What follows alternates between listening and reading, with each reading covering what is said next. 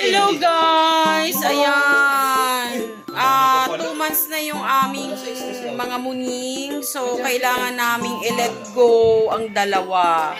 So, yung isa may kukuha na dito sa bahay. Yung aking pamangkin.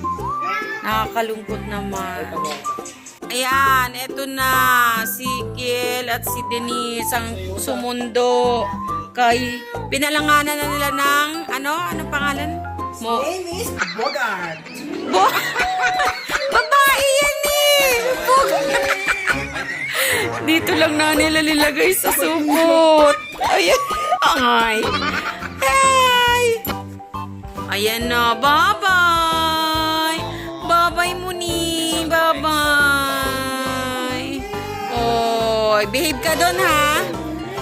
Umiiyak ang aking puso. Ayan o. Naka-work from home ang nanay. Nalulungkot siya kasi first time niyang mamigay ng alaga. So, for the first time, mamigay.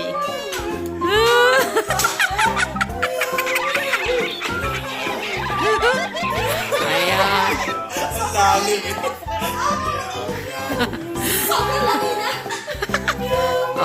Ala, wag yun na paiyakin si ate. Kailangan, alam mo kasi, may mga bagay na dapat i-let go. O yan, alagaan maigi, Hakel.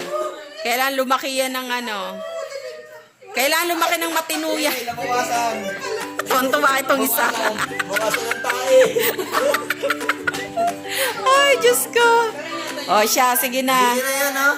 Yung Ayan, after 1 week, ito naman yung ibibigay. Ay, bye-bye.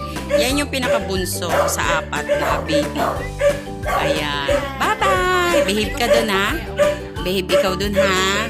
Oy, o siya, sige na. Bye-bye. Ito na siya. Ibibigay na namin dito sa aming kapitbahay lang naman. Ayan.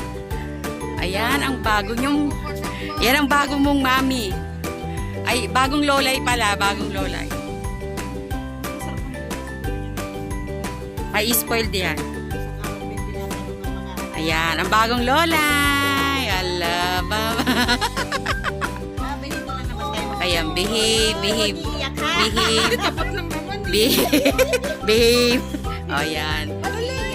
Bye-bye. Maninibago siya. Hello, si Kobe, no? Bye-bye. Okay. Ano po iba pangalan niyo? Ah, swerte daw, swerte. Balahibo yun sila. Si Lucky.